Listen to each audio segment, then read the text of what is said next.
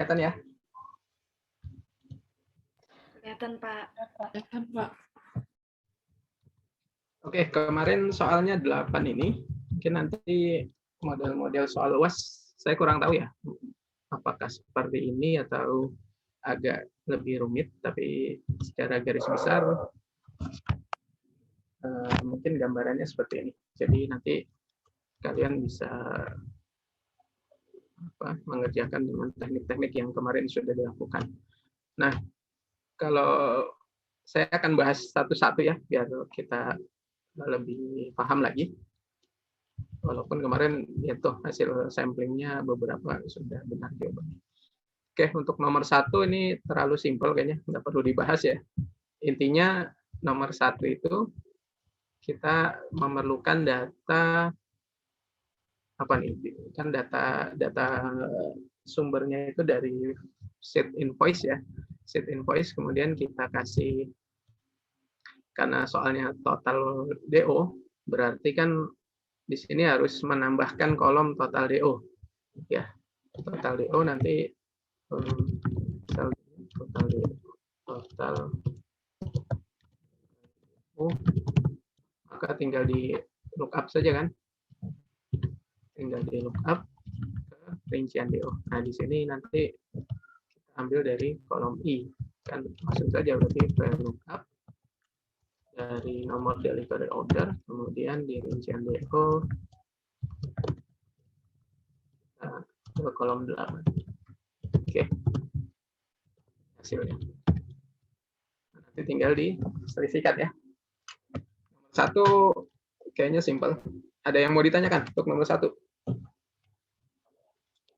Lanjut ya. Oke. Nomor 2, tarif diskon yang melanggar ketentuan. Nah, ini kalau ditanya tarif diskon yang melanggar ketentuan, berarti kan kita harus tahu nih kriteria yang dijadikan acuan penentuan tarif diskon itu apa. Nah, di sini kalau di sheet yang ada, sepertinya ada di daftar pelanggan ya. Di sheet daftar pelanggan tuh di kolom E ada tarif diskon. Tarif diskonnya mengacu kepada kode pelanggan. Berarti kita perlu mengidentifikasi di worksheet invoice itu dia kode pelanggannya nomornya berapa. Nah, di sini kan nggak ada ya. Karena nggak ada, berarti kita perlu membuat kolom bantuan nih. Namanya kode customer misalnya. Berarti kan caranya pelanggan, namanya kode pelanggan. Caranya sama seperti konsep yang tadi, kita VLOOKUP saja. VLOOKUP dari nomor delivery order. Nah, di sini berarti kolomnya B dan C. Kolom kedua false. Oke, nah ini data yang diperlukan sudah ada nih. Berarti sekarang tinggal kita masukkan tarif diskonnya kan. Tarif diskon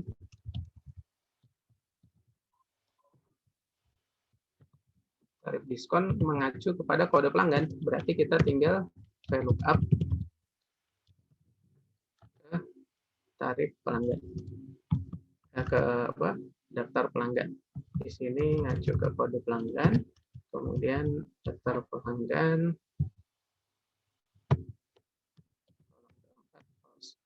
Ya, ini hasilnya sudah keluar 10%. Ini tinggal kita bandingkan. Bandingkannya bisa dengan menselisihkan antara 12% dengan 10%, kolom E dengan kolom K. Atau bisa kita pakai formula apakah kolom E sama dengan kolom K. Nanti jawabannya kan true false gitu ya. Oh ya, tapi untuk yang nomor 1, ini perlu diwaspadai juga nih. Kalau tadi kan pakai VLOOKUP ya. Nah, VLOOKUP itu dia akan bekerja kalau di worksheet rincian DO, tiap nomor delivery order itu unik gitu. Dia hanya satu data. Tapi kalau karakter datanya tiap nomor DO itu bisa lebih dari satu record, satu baris, maka jadi salah kalau pakai VLOOKUP. Maka biar lebih aman, sebenarnya untuk jawab soal nomor 1, lebih pasnya pakai formula SUMIF saja. Range-nya apa? Dari query order ya.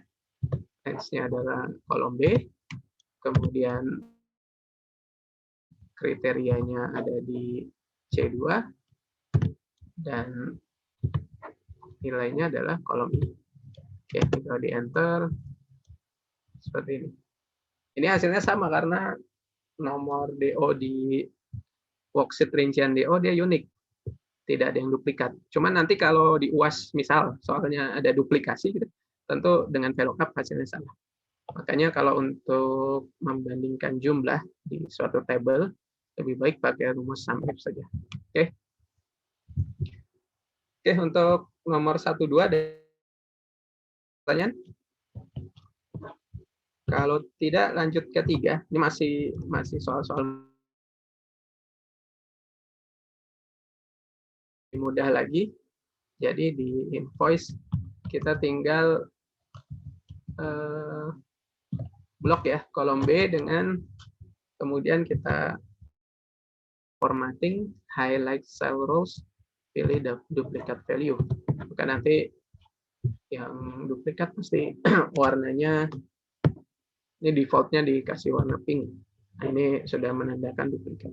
Nah, untuk yang soal nomor 4 ini kemarin kita sudah bahas ya, invoice yang tidak loncat.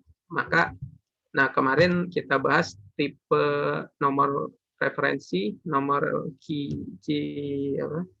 nomor kuncinya itu yang sudah berbentuk number. Kalau ini di soal nomor 8 bentuknya masih teks, karena ada unsur INV-nya ada di situ. Kemarin sih sekilas sudah saya contohkan ya. Tapi ini untuk jawab itu kita perlu coba kita buat lagi. Ini misalnya nomor invoice. Nomor invoice ini kita copy aja dari yang tadi di worksheet invoice. Kemudian kita convert ke number. Convertnya dengan apa? Kemarin ada 2 teknik ya. Yang pertama dengan kita copy kemudian replace. Yang kedua dengan kita kasih formula write, tergantung jenis nomor invoice-nya. Kalau ini coba kita, misal teknik pertama kita copy dulu, kita copy di kolom C, kemudian kita paste biasa ya. Ini kemudian kita replace itu ada di home, kemudian di kanan, di atas paling kanan, find and select, pilih yang replace. Oke, sekarang replace with-nya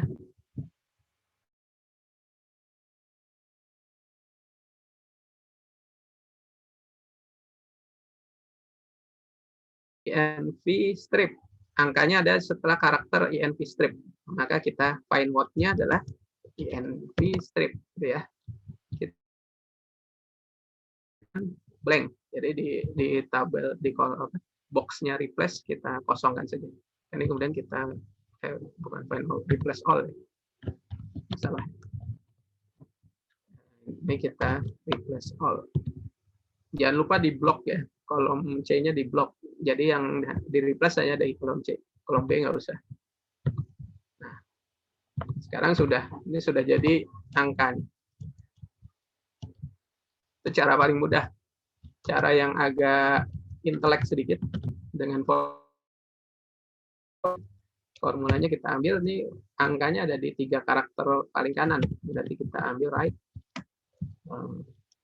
di sini, kemudian 3. Oke, nah ini hasilnya. Sekarang formatnya seperti ini. Nah, jadi pertanyaan sekarang, kalau kemudian kita tentukan dulu nomor invoice terkecil nomor berapa sih? Pakai min ya, rumus min. Maka rumusnya min kolom C. Atau kalau kolom D bisa nggak nih kira-kira diformulakan seperti ini? Bisa ya? Kenapa nggak bisa? Karena kolom D masih berbentuk teks ya, masih berbentuk teks. Maka kalau kita mau pakai kolom D, ini harus convert dulu nih. Kita convert hasil perhitungan right tadi dengan number value. Ya. Sekarang hasilnya sudah number. Nah, kalau ini sebenarnya pilihan aja ya, kolom C dan kolom D. Kalau mau mudahnya tadi pakai replace all saja, pakai yang di kolom C tadi. Kemudian min-nya sudah ketemu, max-nya juga sudah ketemu, maka sekarang kuncinya adalah kita bikin series ya, fill series dari 1, klik 1 dulu di atas, kemudian ini di home, di fill, pilih fill series, pilih 1 sampai 295. 295 karena maksimalnya 295. Seriesnya in column, type-nya linear. Oke, kita oke.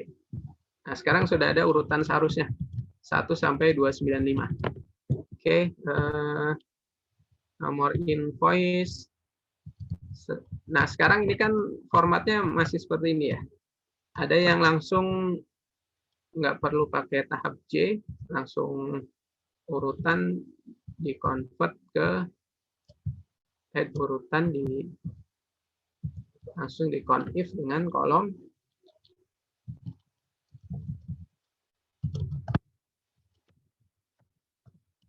C, di-convert langsung dengan ini bisa juga. Jadi nanti langsung kita di-copy jumlah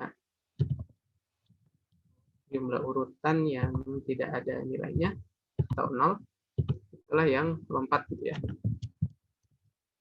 Conif C1 C, kolom C yang tadi sudah di-convert ke number, kemudian di-convert dengan I8 yang sebelah kiri. Nah, ini yang hasilnya 0. Ini juga udah kita bahas kemarin, saya cuma mereview sedikit saja. Oke, untuk 3 dan 4 ada pertanyaan? Masih mudah ya? Oke, kayaknya UAS nanti cerah nih kayaknya. Semua paham-paham semua kayaknya. Insya Allah. Oke, sekarang yang nomor 5. Nomor 5, DO yang tidak diterbitkan invoice-nya. Ini juga mudah sekali. Tinggal kita menggunakan sheet rincian DO, sheet invoice, sheet DO ya, sheet DO, kemudian kita buat kolom bantuan. Ini misalnya ada invoice. Ini kan tinggal VLOOKUP aja ya. VLOOKUP atau kita pakai conif juga bisa. Conif. Kalau conif gimana? Kalau VLOOKUP kan udah sering ya. Coba kita pakai conif. Conif range-nya kita ambil range di invoice. Tapi kolom C. Kolom nomor delivery order. Kemudian kriterianya ada di kolom B. Nah, kalau menggunakan formula conif yang nilainya 0, itu berarti tidak ada invoice-nya. Gitu ya. Nah, tidak ada invoice-nya.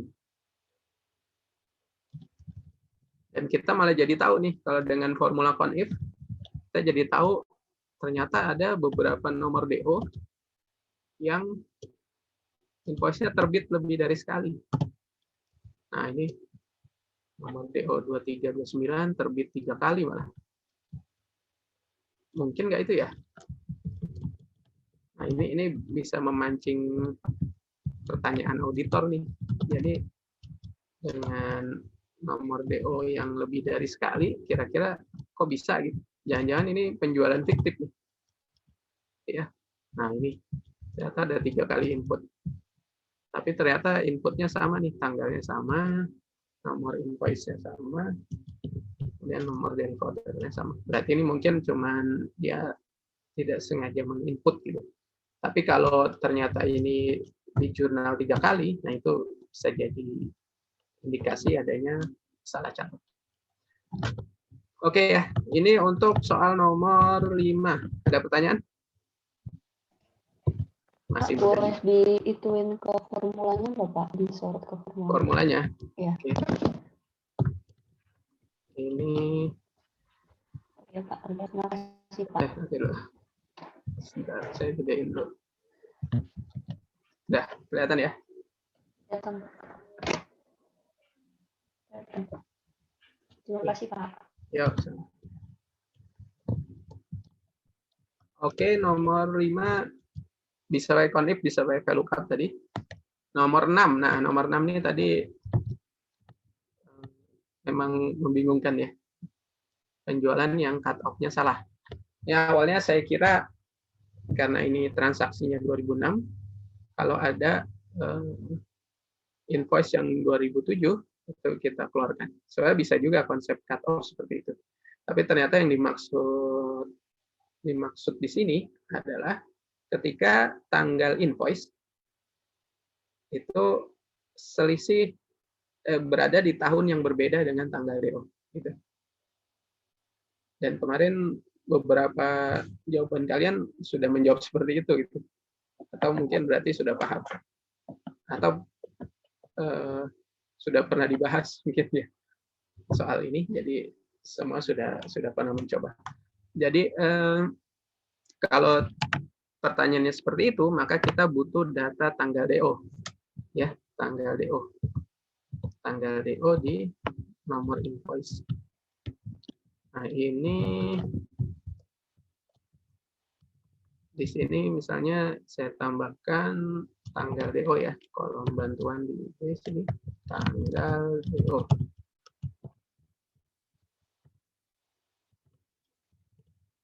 Nah, tanggal DO-nya ada di worksheet rincian DO. Cuman di sini yang jadi pertanyaan adalah ternyata tanggal DO-nya ada di sebelah kiri nomor DO. Kalau VLOOKUP kan nggak bisa seperti itu ya. Kalau VLOOKUP itu nomor referensi harus paling kiri posisinya. Kalau dia ada data yang berada di sebelah kiri dari nomor referensi, dia tidak bisa, formulanya jadi nggak bekerja. Nah, berarti solusinya gimana?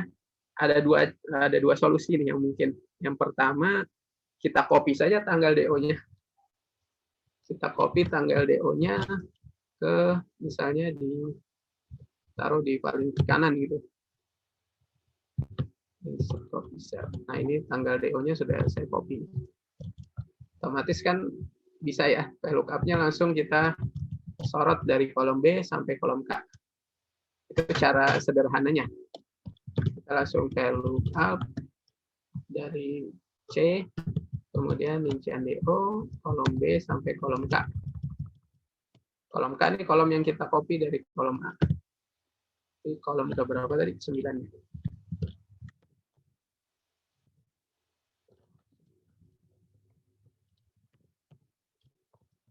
Kolom ke berapa sih? 1, 2, 3, 4. Kolom ke 10. Kolom ke 10.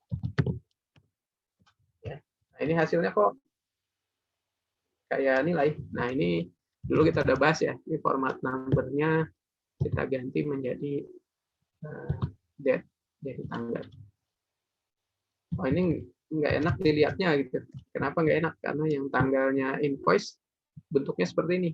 Kita copy formatnya saja. Gimana caranya? Kita pakai kuas nih. Kuas. Dan kita ini ya. Sekarang formatnya sama. Ini kalau pakai rumus VLOOKUP. Jadi harus diperhatikan tadi kolom tanggalnya harus kita copy dulu ke sebelah kanan. Karena kalau di sebelah kiri nomor DO dia tidak bisa.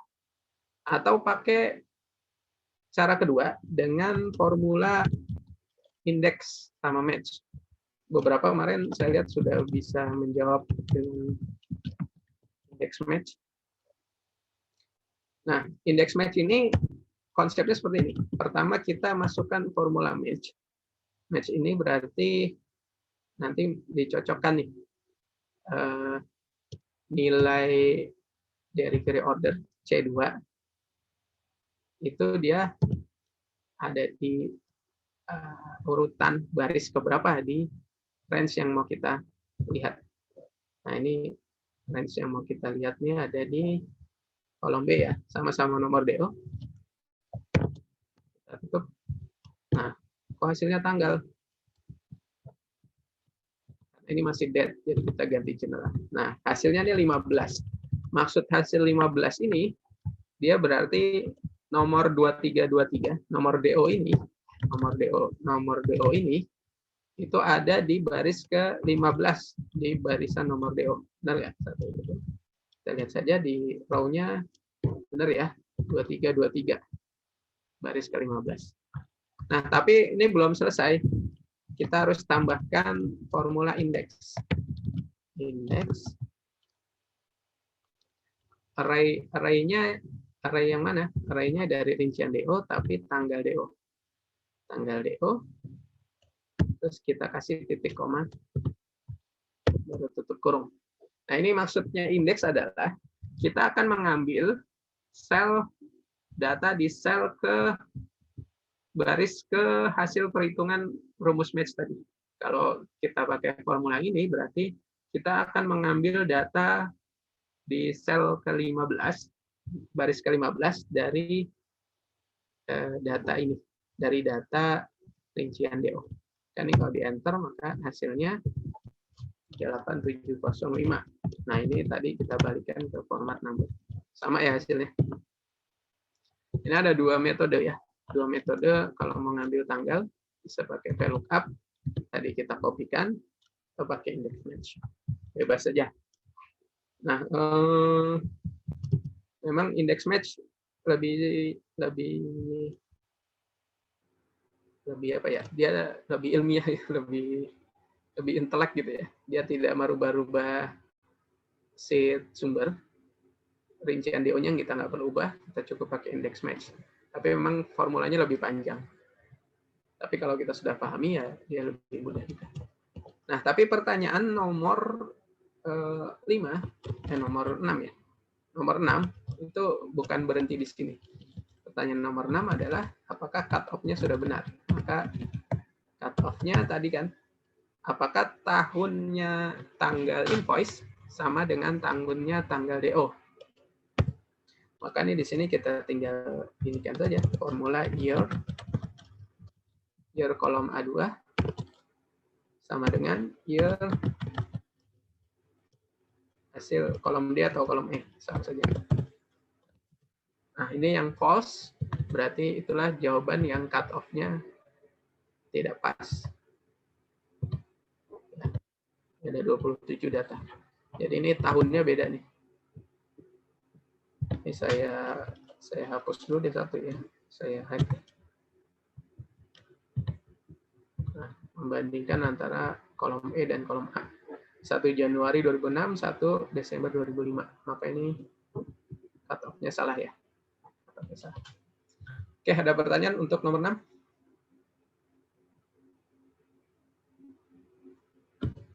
Nomor 6, oke. Sekarang nomor 7, invoice yang terlambat diterbitkan. Nah, ini juga soalnya agak bikin bingung nih. Melebihi 2 bulan setelah pengiriman barang. Ada yang jawabnya dengan formula tanggal DO ditambah 60 dengan asumsi 1 bulan 30 hari, gitu ya. Ada yang jawabnya dengan diambil monnya dulu di tanggal DO, kemudian plus 2. Jadi monnya ditambah 2. Nah, itu bisa beberapa pendekatan. Cuman rata-rata hasilnya tidak ada yang terlambat diterbitkan. Memang di sini harus dipahami juga nomor 7 ini soalnya agak ini ya, agak membingungkan. Cuman kalau kalian jawab dengan 2 pendekatan tadi, selama logikanya masuk, saya anggap sesuai saja. Walaupun kalau saya beda lagi nih pendekatannya. Misal gini ya, kalau nomor tanggal DO-nya di 10 Februari gitu, maka otomatis apakah tanggal 11 April itu sudah melebihi 2 bulan atau belum? 10 10 Februari ke 11 April. Udah lebih belum? Belum ya? Kenapa? Karena bukannya harusnya batas 10. Kenapa? Karena 28 April. 28 hari. Bukan dianggap 10 April adalah batas. Jadi 11 itu lebih dari 1 hari. Nah, ini contoh bagaimana soalnya bikin bingung ya. Cuman ya tadi karena saya melihat prosesnya, nanti hasilnya selama prosesnya logis ya tidak masalah. Cuman sebenarnya harusnya ketika 11 April itu sudah lewat karena kriterianya adalah 2 bulan berarti dengan tanggal yang sama. Nah, ini bisa pakai formula det diff gitu. Ada yang pernah dengar det diff? Det diff itu perbedaan tanggal. Jadi ini di sini kalau saya kasih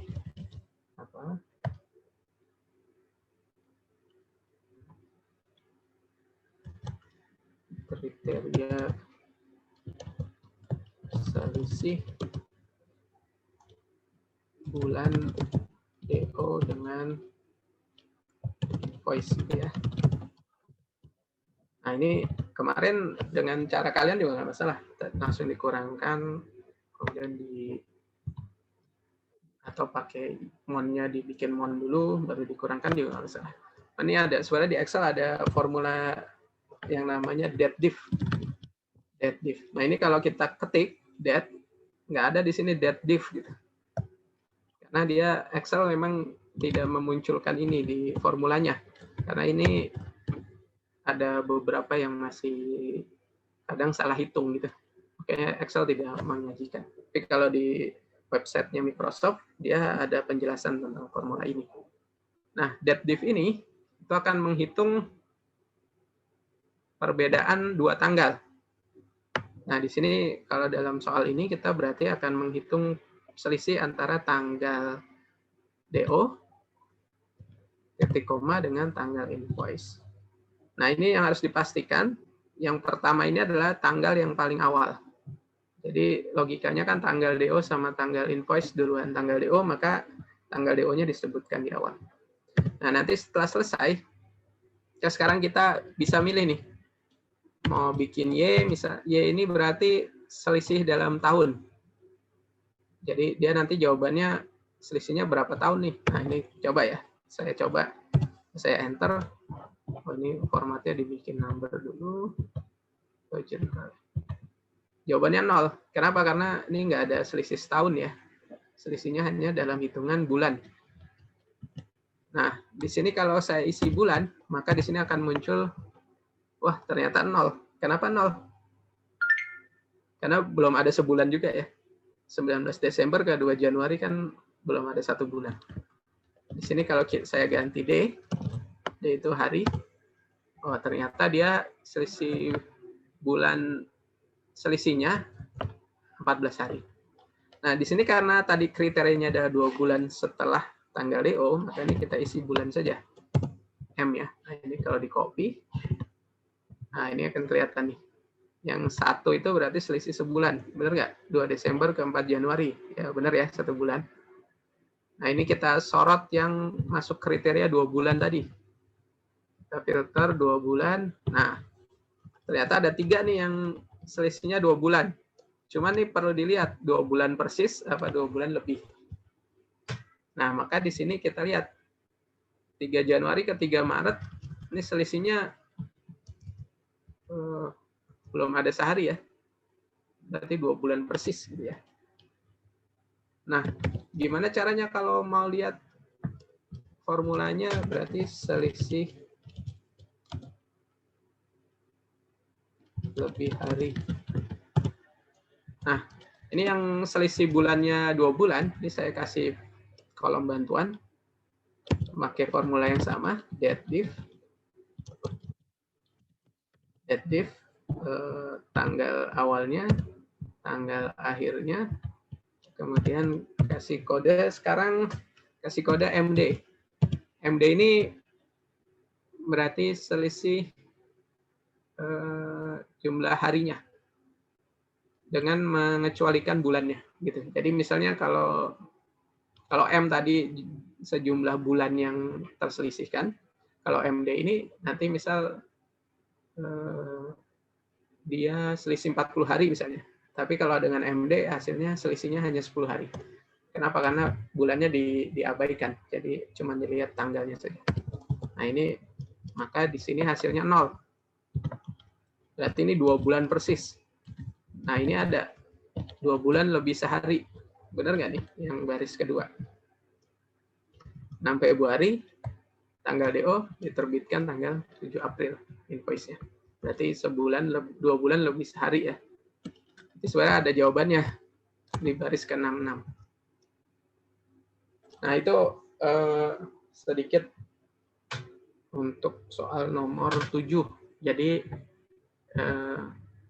ada formula deaddiff namanya.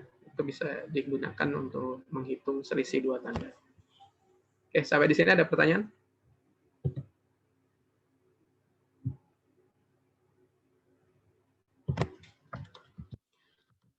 Lanjut ya.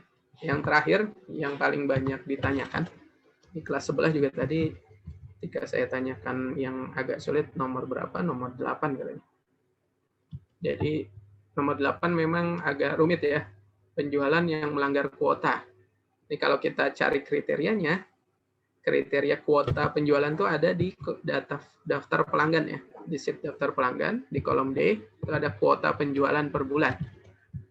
Nah, berarti kita butuh data penjualan masing-masing customer per bulannya. Gitu. Per bulannya. Nah, ini nanti kita jadi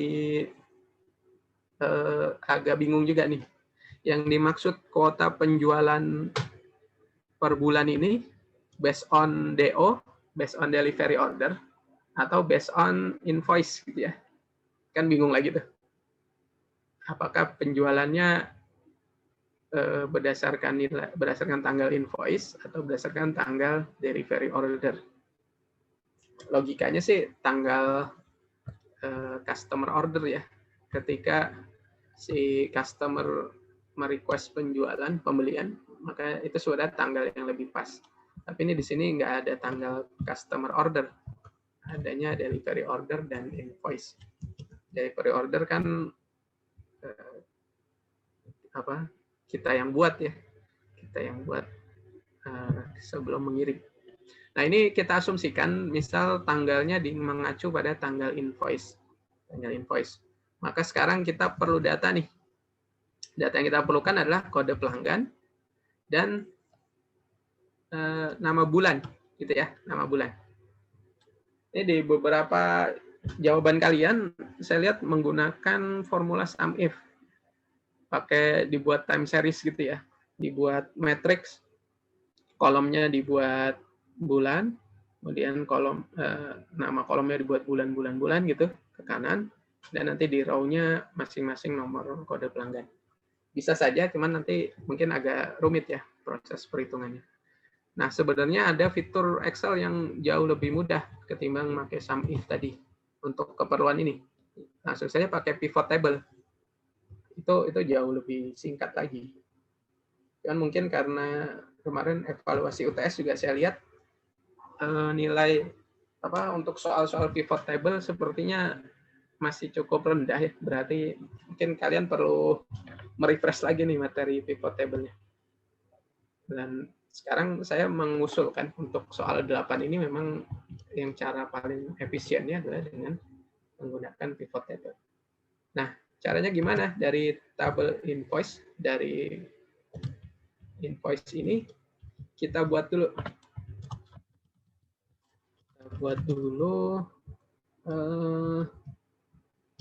Bulan, tahun dan bulan, tanggal invoice. Gitu. Kenapa? Karena tadi kita mau mengkelompokkan dalam bulan yang sama. Berarti ini tanggalnya saya buat kolom bantuan, insert gitu ya, di kolom B. Kita tulis di sini tahun, bulan. Tahun, bulan. Kenapa tahunnya perlu juga? Karena nanti bisa jadi ada yang Januari 2006, ada yang Januari 2005. Maka tahunnya harus disebut. Nah, gimana cara mendesain jadi tahun bulan? Kita pakai formula text saja. Text. TXT. Kemudian value-nya dari A2. Value-nya A2, kemudian format teks. Nah, format teks nih jangan lupa pakai tanda petik sebelum kita mau format teks yang diinginkan. Nah, format teks yang diinginkan tahun, biar nanti bisa kita urut, Y. Kemudian bulan. Bulannya kita bikin 2 digit, MM. Ya. Nah, ini kalau berhasil, hasilnya seperti ini. 2006 strip 01. Kita copy ke bawah.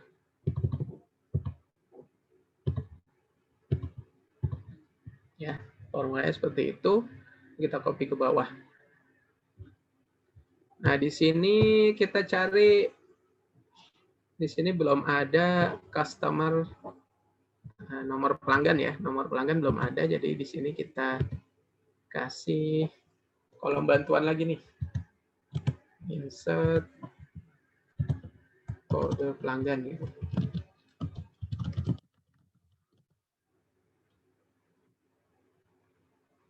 Kode pelanggan. Nah, kode pelanggan tadi simple ya, pakai VLOOKUP saja. VLOOKUP-nya dari nomor delivery order, kemudian dari rincian DO kita pilih nomor DO, kemudian kolom C 2. Nah, ini kode pelanggannya sudah ada. Nah, terus kita perlu lagi nama pelanggan ya, biar lebih rapi nanti hasilnya. Berarti ini kita insert lagi. Insert entire column. Nama pelanggan. Kita lookup lagi. Kolom C dengan sheet kolom pelanggan. Nah, ini sekarang sudah ada nama pelanggan. Oke. Nah, kita sudah punya data yang diperlukan untuk menjawab soal nomor 8. Tahun bulan, kode pelanggan, nama pelanggan. Sekarang kita buat pivot table ya. Kita blok seluruh datanya. Kemudian insert pivot table ya. Insert pivot table. Datanya sudah kita blok tadi, kita pilih saja new worksheet. Ini misalnya saya mau buat pivot soal 8. Nah, kita perlu apa? Yang pertama, butuh kode pelanggan, nama pelanggan, kemudian tahun bulan di mana? Bisa di kolom, bisa di row, cuma nanti biar lebih ringkasnya kita cari di row semua. Jadi row-nya ada 3 nih. Kode pelanggan, nama pelanggan, tahun bulan. Kemudian nilai yang mau dicarikan nilai total ya, berarti total. Kita cari di sini. Tulis sum. Nah, nanti kita akan bandingkan dengan kriteria kuota. Kalau bentuknya seperti ini kan tidak bisa dibandingkan. Maka kita rubah tampilan pivot table-nya biar lebih enak. Caranya gimana? Kursor kita taruh di pivot table ini, di segala area. Yang penting di area pivot table-nya. Dan nanti di ribbon paling kanan nih ada ribbon baru yang aktif nih. Ini ribbon temporary. Ribbon sementara kalau kursornya berada di pivot table. Nah, ini kita pilih ada analyze dan ada design. Pilih yang design. Di design ini nanti ada paling kiri layout. Nah, ini layout pivot table yang diinginkan. Kita pilih report layout. Pilih yang bentuknya tabular. Nah, kalau tabular ini nanti bentuknya dia per kolom-kolom. Gitu ya. Nah, sekarang berarti nanti kita mau bandingin kuotanya dengan referensikan kode pelanggan ya. Kalau kode pelanggan di bawahnya kosong, berarti nanti nggak bisa dibandingkan nih tiap bulan. Maka untuk bisa dibandingkan, ini harus ditulis juga nih, AA001. Gimana caranya? Kita copy paste gitu kan? Itu rumit sekali ya. Waktunya habis nanti. Kita lagi ke report layout. Report layout. Nah, di sini ada opsi repeat all item labels. Kita klik. Nah, sekarang seluruh item labels-nya dia muncul gitu ya di tiap baris. Jadi tidak ada baris yang kosong.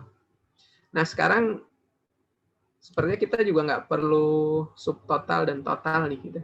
Nah, kalau nggak perlu, pilih di bagian subtotal di desain pivot table tadi di atas ini. Pilih don't show subtotals. Nah, terus grand totalnya juga off saja. Oke, nah ini kita udah punya data realisasi penjualan per bulan dari masing-masing pelanggan ya. Jadi kalau pakai SQL kita seperti ini group by ya, group by. Oke. Nah, sekarang kita tinggal masukkan kuota. Kuota itu kriteria, kemudian selisih. Kuotanya kita lihat ada di daftar pelanggan tadi ya. Berarti sekarang kita VLOOKUP kan. VLOOKUP. Lookup value-nya dari mana? Kode pelanggan. Berarti ketik saja A4. Ingat kalau untuk bekerja dengan pivot table harus diketik, jangan diklik. VLOOKUP A4, kemudian di daftar pelanggan, di blok saja nih. Kolom B sampai D, terus kita pilih kolom ketiga ya, yang berisi kuota. Nah, sekarang kuotanya sudah muncul nih, 15 juta. Nah, ini sekarang sudah ada nih datanya. Tinggal kita bandingkan. Total penjualan yang real dengan kuotanya ada selisih nggak? Misalnya selisih, kita pakai formula D4 dikurang E4.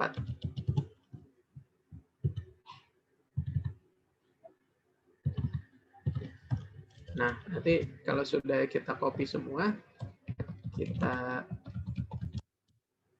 apa? Filter ya, filter data. Kok datanya nggak bisa difilter? Bloknya dari kolom F ya. Ini memblok, urutan ngeblok aja bisa berpengaruh ke filternya bisa aktif apa enggak. Kalau start block awalnya dari pivot dia nggak bisa, tapi kalau kita bloknya dari kolom F baru ke kiri bisa ya. Nah, ini selisihnya tadi logikanya berarti gimana? Yang nilainya minus atau nilainya plus yang melebihi kuota? Siapa? Plus ya. Ya, coba greater than 0. Oke. Nah, sekarang sudah terjawab.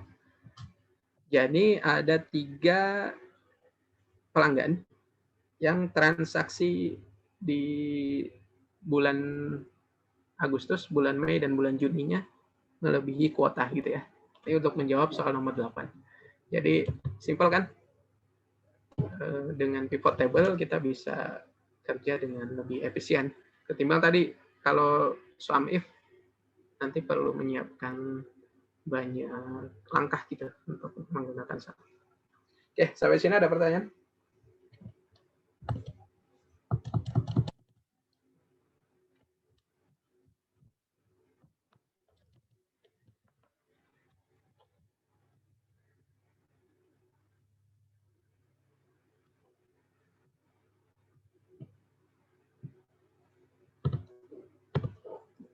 Gampang ya, jadi udah siap UAS lah ya. Kan ini tinggal 2 pertemuan lagi ya, udah UAS cepet.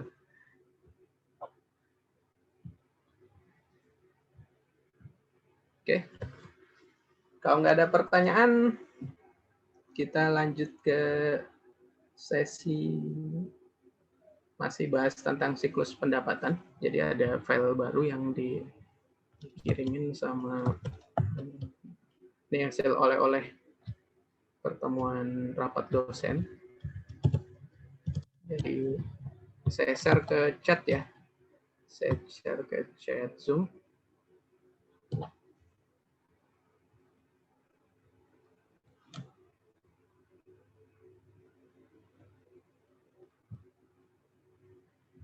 Udah masuk?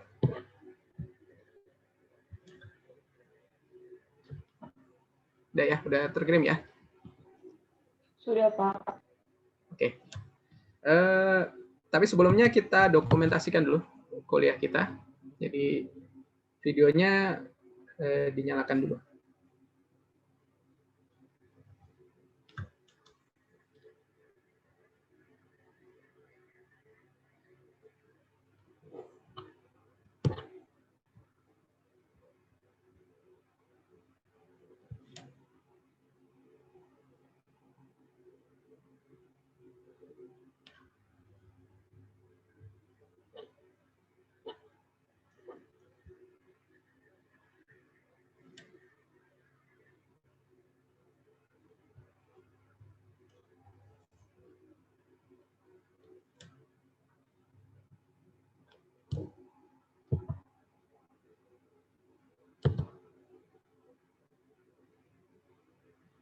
Yang belum,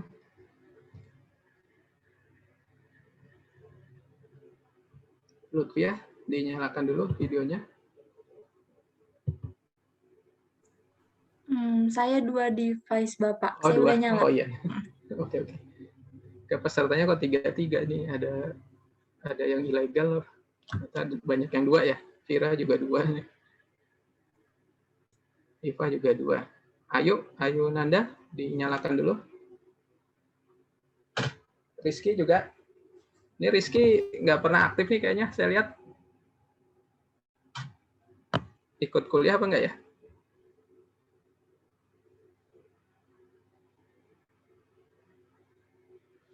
Ada kabar dari Rizky?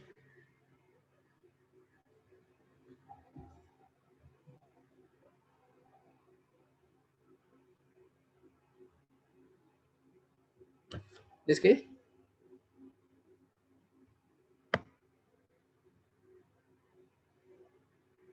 Karena tugas juga nggak ngumpulin. Saya sudah WA juga nggak ada ini ya.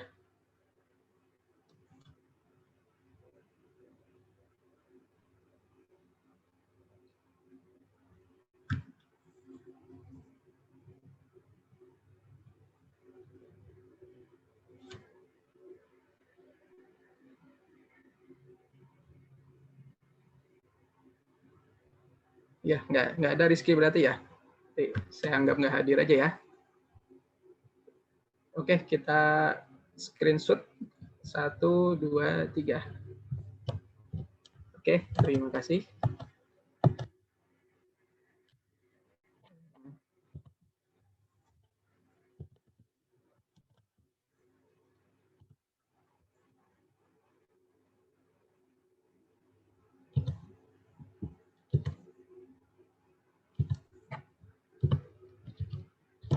Jadi untuk sesi kedua ini kita akan bahas masih tentang siklus pendapatan, cuman ada sedikit tambahan file.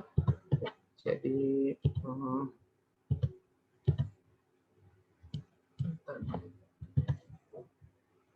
saya upload data dulu sebentar ya. Pak Rizky sudah ada, Pak. Oh, sudah ada. Iya.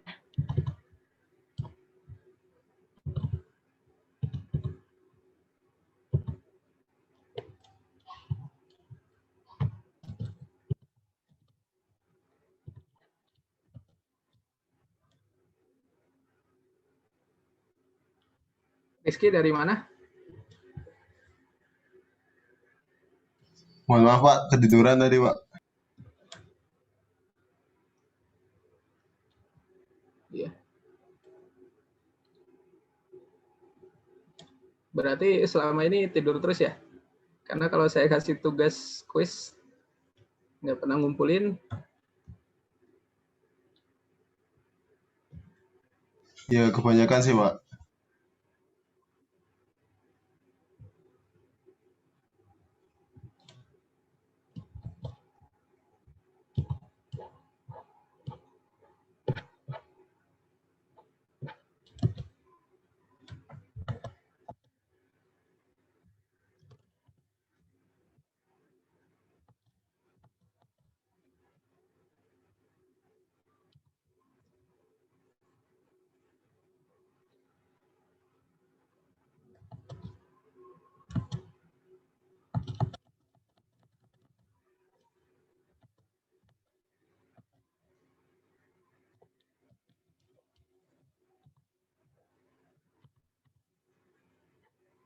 Oke, kita lanjutkan. Jadi ini sedikit tambahan proses. Jadi kemarin ketika bahas pertemuan lalu, kita sedikit mereview ya. Saya sedikit mereview lagi tentang materi audit siklus penjualan. Jadi di sesi kemarin itu ada slide-nya. Slide-nya juga dari slide kuliah audit kayaknya. Dan kalian harusnya lebih paham daripada saya. Saya terakhir kuliah audit zaman D3 ya. D3-nya tahun 2005 harusnya. Udah lama. Jadi saya malah udah lupa teori. Nah, jadi nanti di soal UAS selain teknik-teknik yang dikerjakan di TABK tadi, teknik Excel yang tadi kita coba kerjakan, itu nanti ada sedikit pertanyaan teori katanya. Tapi pertanyaan teorinya nggak rumit. Jadi teorinya itu tentang misalnya tadi disuruh mencari nomor DO yang tidak diterbitkan invoice-nya. Nah, itu nanti kalian perlu identifikasi. Itu termasuk pengujian asersi apa? Kalau asersi tahu ya, kan udah sering belajar ya. Nah, nanti misalnya itu asersi kelengkapan, completeness. Jadi apakah semua barang yang dikirim itu sudah dicatat sebagai penjualan, gitu, misalnya, atau right and obligation dan lain-lain. Nah, ini sedikit merefresh materi ini. Jadi asersi yang diuji oleh auditor saat melakukan audit atas laporan keuangan. Itu sebenarnya asersi itu adalah jaminan mutu ya. Jadi setiap entitas, setiap perusahaan, setiap penyusun laporan keuangan, dia memberikan jaminan mutu ke auditor bahwa laporan keuangan yang disusunnya ini sudah bebas dari salah saji.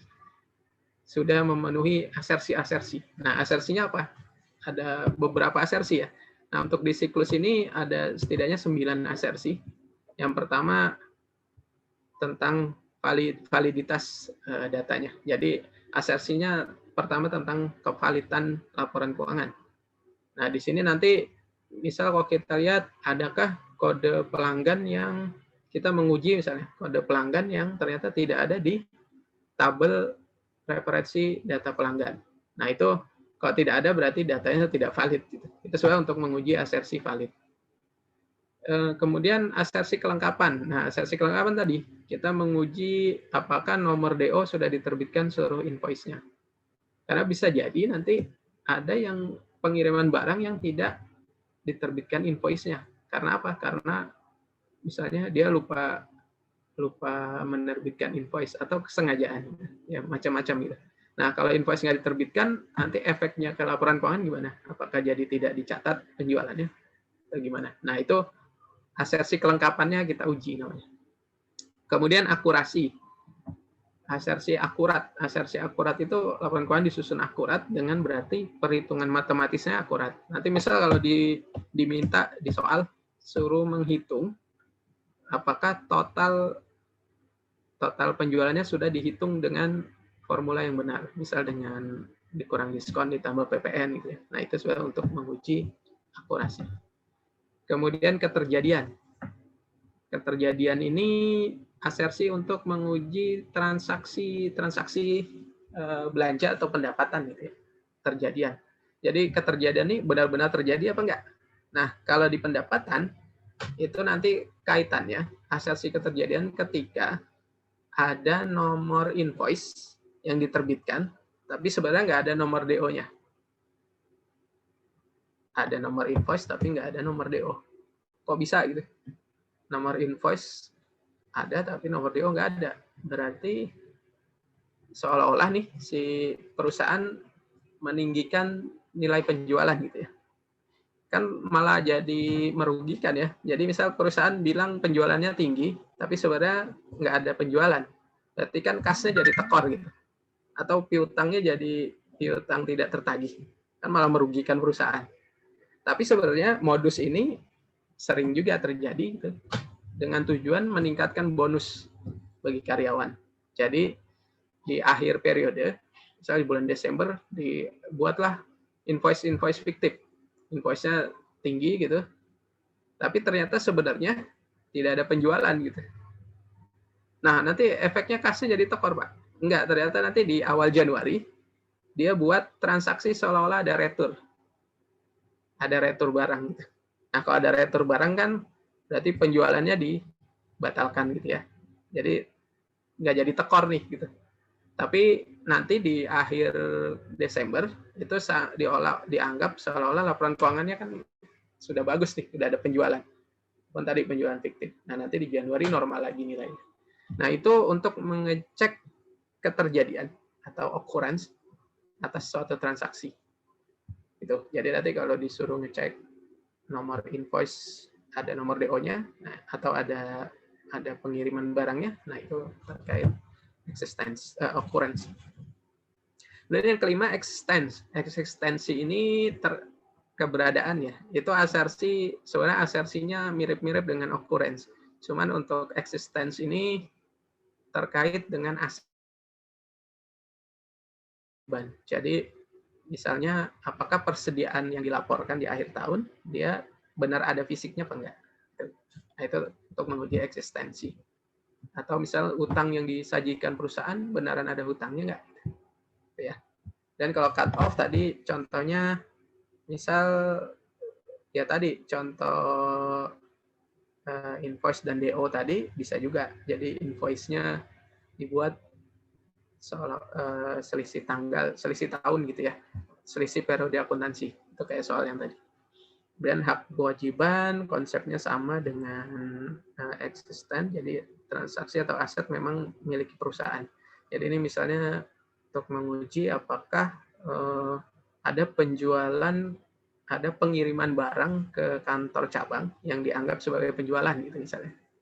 Nah, itu untuk menguji hak kewajiban. Sebenarnya ini transaksi bukan transaksi penjualan, tapi lebih cuman masalah mutasi barang saja.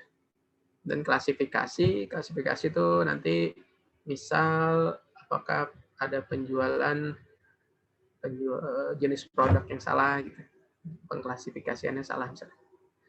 Dan terakhir detail type in. Ini apakah laporan yang berisi ikhtisar itu didukung dengan laporan-laporan secara detail. Misalnya ada laporan dari bagian akuntansi, ternyata beda dengan laporan penjualan yang dibuat oleh bagian marketing gitu.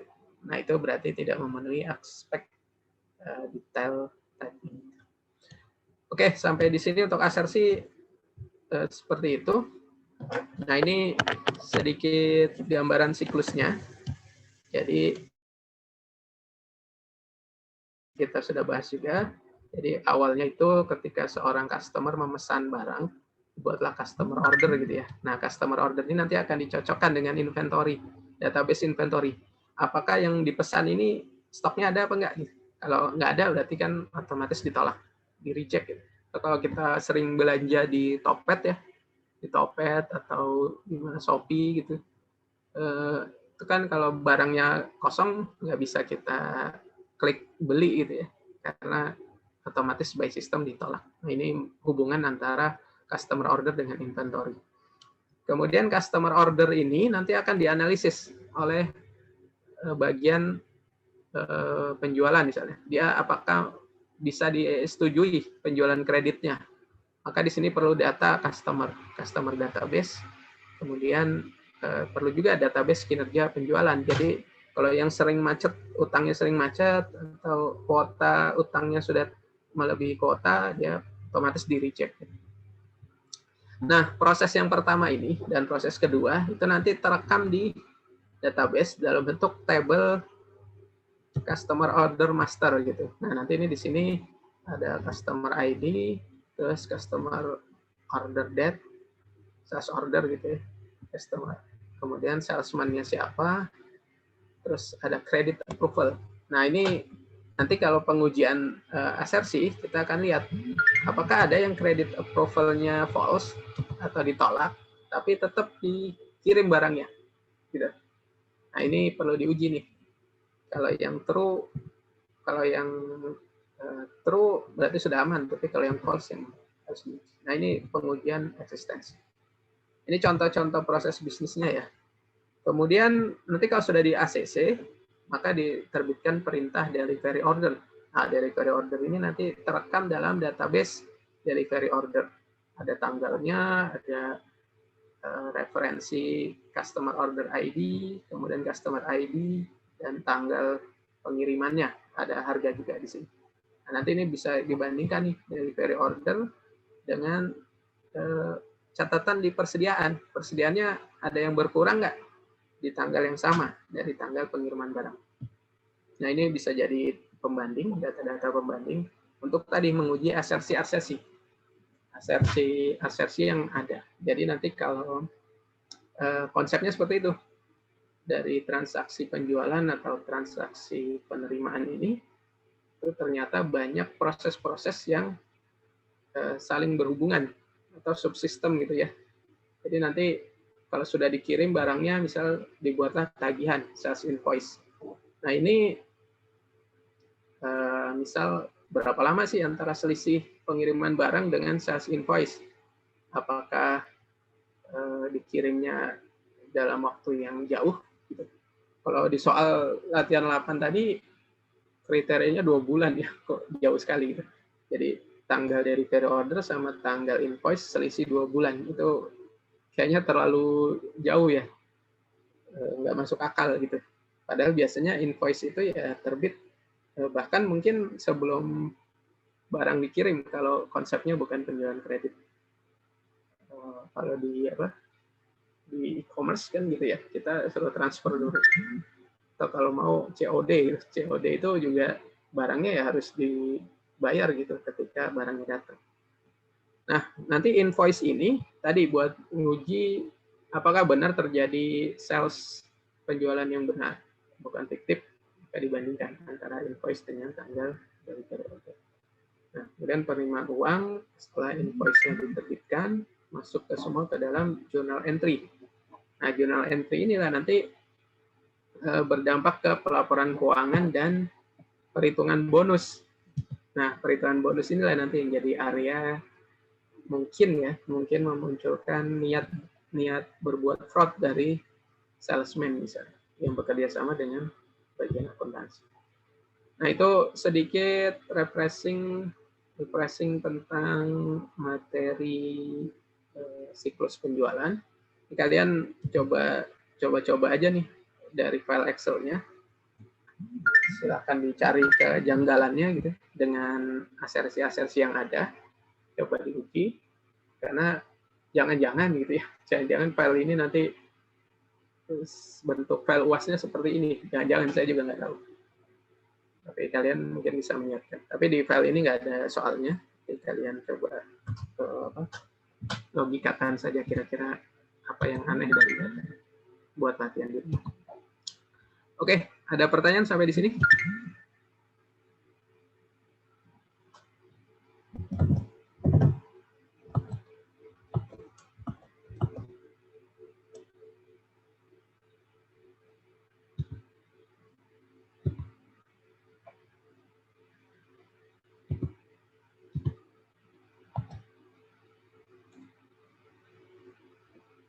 Kalau nggak ada, kita bisa langsung kuis nih. Langsung kuis ya. Udah siap belum kuisnya? Wah, wajah-wajahnya sudah nggak sabar kuis ya.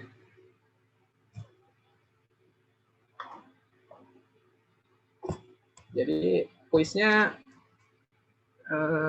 kemarin Rodi WA saya, bentuknya seperti apa gitu ya. Sampai kemarin sih belum saya putuskan, karena sebenarnya pengennya sih model kompre gitu. Jadi kalian share screen masing-masing, saya bikinkan room terpisah gitu, breakout room di Zoom. Tapi waktunya kayaknya nggak cukup ya. Jadi nanti modelnya ya kayak biasa saja. Cuma nanti ini saya jelaskan teknisnya dulu. Jadi soalnya nanti dikerjakan setengah jam menggunakan HDSQL ya, HDSQL atau yang menggunakan MacBook pakai kemarin apa ya, SQL ya, aplikasi SQL lainnya itu ya. Nah, nanti sebelum kita ujian, sebelum kita kuis, ini udah mau zuhur ya, nanti mungkin kita break dulu. Ini saya jelaskan dulu, jadi nanti kita startnya setelah zuhur saja, karena waktunya setengah jam, sebentar sih, nggak perlu butuh waktu banyak. Kelas sebelah tadi udah ngerjain dengan soal yang beda tentunya, dan setengah jam bisa semua gitu, jadi nggak masalah setengah jam. Cuman sebelum kita kuis, pastikan dulu sekarang masing-masing menghidupkan HDSQL-nya atau SQL file aplikasi SQL yang di pertemuan 9 dan 10 kita gunakan. Coba dinyalakan dulu. Nanti kalau ada kendala silakan disampaikan sebelum kita kuis. Masih ingat kan ya nyalainnya? Nanti jangan udah lupa nih. Udah 2-3 pertemuan ya. Filenya ada.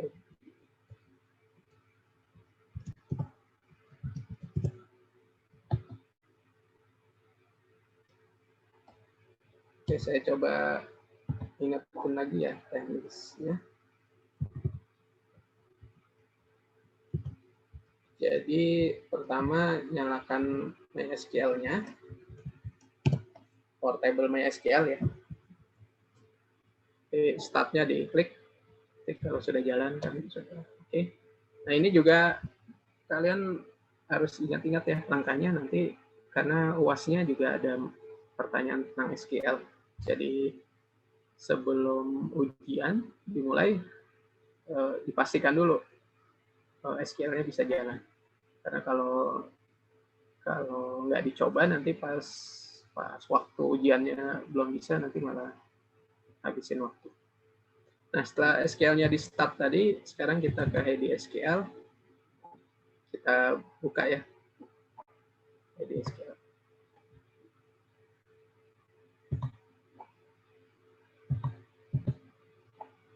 HDSQL.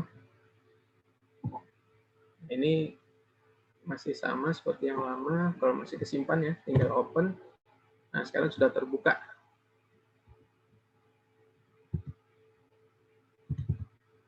Ya, tampilannya seperti ini ya, HDSQL. Nah, sekarang pastikan dulu sudah bisa dibuka semua. Ada yang masih kendala nggak? Sampai di sini. Nanti baru saya share dataset-nya.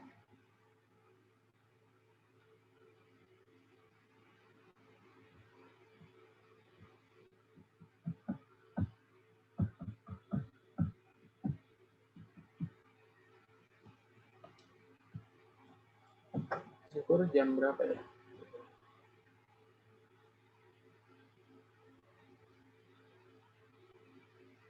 Oh, jam 12 lewat, masih lama ya. Atau kita langsung ujian aja ya? Langsung kuis aja ya? Nanti mungkin kalau juga selesai kan 12:30 udah selesai. Gimana? Ada yang kesulitan menjalankan HDSQL-nya? Sudah semua? Sudah, Pak. Sudah ya? Oke. Kita lanjut. Nah, ini sekarang saya share filenya. Saya share-nya ke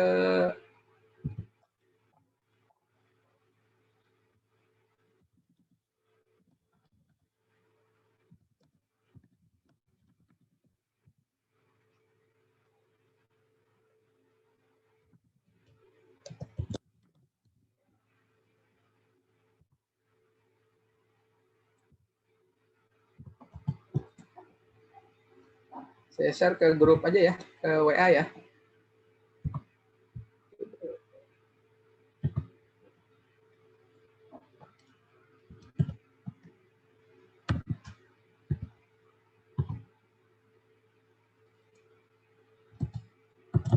Ya, udah saya kirim ke grup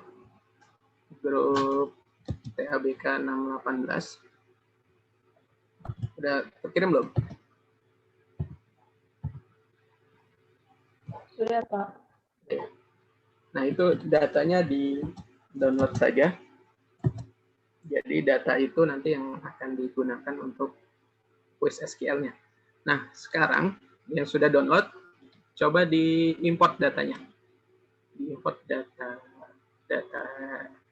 datasetnya tadi ke dalam ID SQL-nya.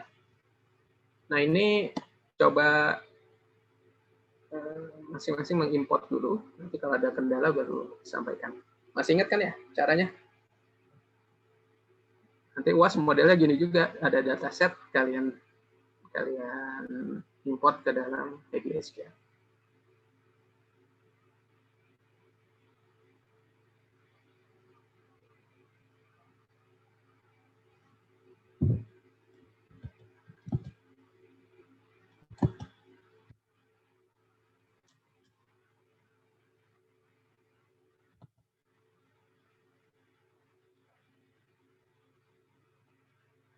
Pak, saya lupa, Pak. Lupa. Sorry. Kalau ya. Boleh. Oke, ini saya share screen ya. Coba nanti pas UAS nggak ada share screen seperti ini, jadi harus kalian ingat-ingat ya. Oke, ini tampilan ID SQL-nya. Kemudian kita buka aja langsung file load SQL file atau Ctrl O shortcut. Nah, setelah Ctrl O nanti tinggal dipilih tadi nyimpannya di mana. Quiz 618 SQL gitu ya. Nah, ini nanti ada pertanyaan nih. Ini abaikan saja. Klik yes saja. Nah, kalau sudah yes, nanti muncul di tab baru. Tab baru ya, quiz 618 SQL. Nah, ini langsung dijalankan.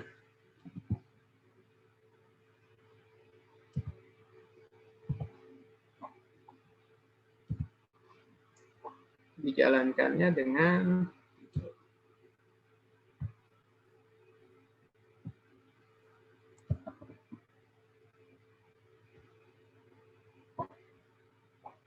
klik yang execute SQL ya, atau F9 shortcutnya. F9. Nah, kalau sudah jalan, harusnya nanti di jendela yang kiri ini, jendela kiri, itu muncul ya, quiz 618. Ini kan belum muncul nih. Kalau belum muncul, kita refresh. Caranya, kursornya diklik ke jendela di sebelah kiri ini ya. Sembarang saja diklik di mana. Jadi baru dipencet tombol hijau ini. Refresh. Nah, sekarang muncul quiz 618. Oke. Ada yang masih kesulitan?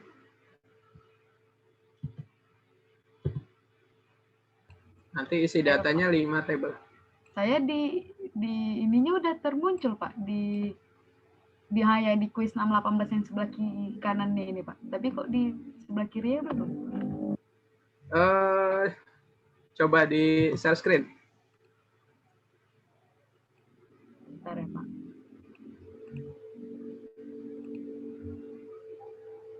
Udah, Pak.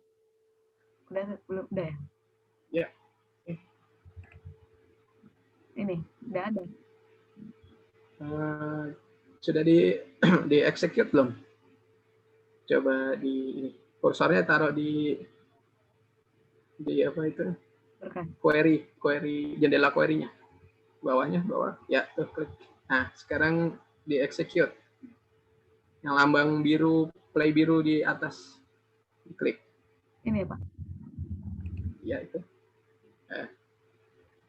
Oke. Nah, sekarang coba kursornya taruh di sebelah kiri dulu, jendela sebelah kiri. Ke kanan. Oh iya. Ya. Sorry, Pak. Gimana, serius, Pak? Nah, sekarang refresh. Ini ya, Pak. Oh ya, udah, Pak. Ya, sudah ya. Coba tabelnya cocok nggak? Oke ya. Oke, ada lagi? Pak, saya, Pak. Ya, Safira, silakan.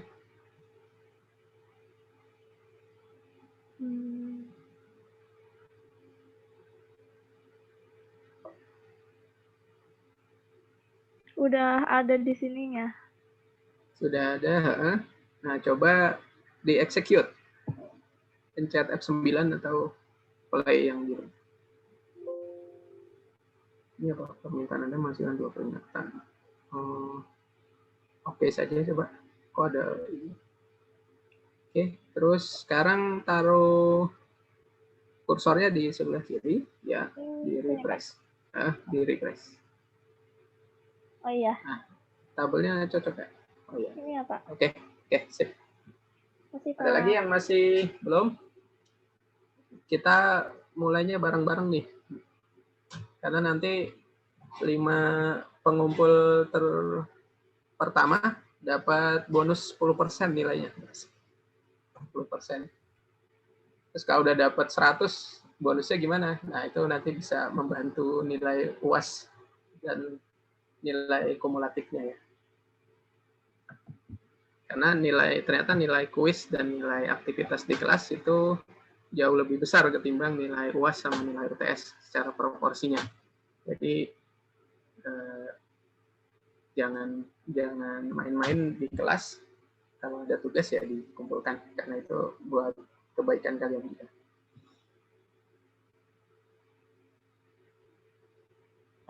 Oke, udah semua? Are you ready? Nggak bakal pernah siap sebenarnya, Pak. Oh. Ready nggak ready, Pak? Harus disiap-siapin.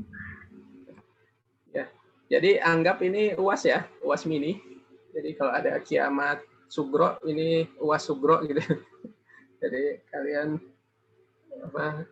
asumsikan ini lagi UAS, coba resapi, dan saya minta kerjanya sendiri ya, jangan kerja sama. Walaupun sekarang dunia digital sungguh canggih gitu, dan kalian lebih pintar lah daripada saya memanfaatkan teknologi. Tapi saya minta kita kerja masing-masing buat nanti ya biar terbiasa untuk menjawab soal. Nah, soalnya nanti setengah jam. Aturan mainnya jadi nanti saya kasih link Google Form-nya, Google Form. Waktunya 30 menit, nanti soalnya ada 5. Nah, nanti masing-masing orang soalnya beda nih, saya sudah acak. Jadi beda-beda. Nanti bentuknya, perintahnya tuliskan perintah query SQL untuk menjawab, untuk menampilkan bla bla bla bla gitu. Nanti ada contoh tampilan yang diharapkan. Nah, nanti kalian kopikan teks perintahnya ke dalam Google Form itu di masing-masing soal. Oke, itu satu. Kemudian yang nanti setelah 5 soal dijawab, nanti di ending, di akhirnya sebelum disubmit, perlu di-upload file SQL-nya. File SQL-nya tuh seperti apa ya? Yang tadi saya share screen. Misalnya ini query, saya buat query seperti ini ya. Nah, ini nanti query-nya di-save. Di-save bentuknya SQL. Nah, ini nanti file-file SQL ini yang di-upload.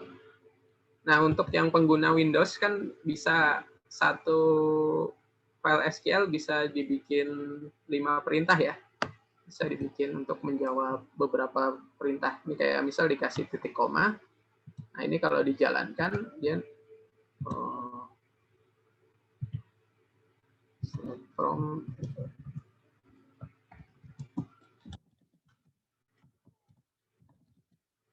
kalau saya jalankan ini kan menghasilkan dua output. Nah, nanti ini bisa di-save langsung nih. Jadi cukup satu file SQL. Tapi kalau yang nggak menggunakan Windows agak susah. Jadi nanti yang terserah kalian mau langsung satu file seluruh perintahnya di-save atau nanti setiap perintah di-save.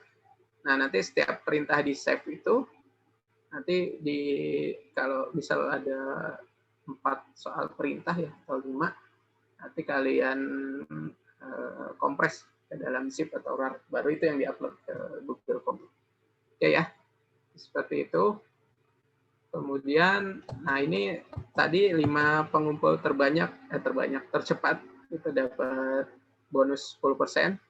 Cuman nanti yang telat melebihi setengah jam itu akan kena penalti 10%. Dan ini ada berlaku kelipatan ya. Jadi tiap setengah jam nanti 10%, 10% lagi, 10% lagi gitu ya. Jadi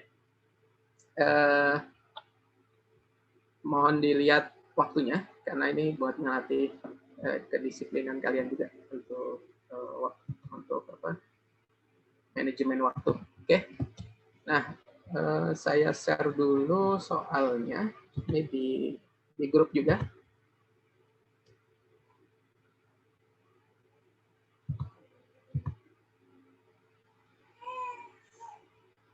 Udah ya, sudah masuk. Nah, ini silakan dikerjakan. Jadi waktunya jam 12 sampai jam 12.35. Ini saya kasih bonus 5 menit. Waktu sampai 12.35 ya. Mulai dari sekarang. Dan ini sekalian saya akhiri. Jadi Zoom-nya silakan ditutup. Dan kita akhiri kelas kita untuk hari ini. Nanti pekan depan kita bahas tema yang baru dan nanti kuis lagi ya. Pekan depan kuis untuk integrasi data dan sampling. Oke. Saya akhiri. Nanti kalau ada yang pertanyaan silakan japri ke WA atau di grup juga. Ya, bila taufiq hidayah. Assalamualaikum warahmatullahi wabarakatuh. Terima kasih Pak. Terima kasih Pak.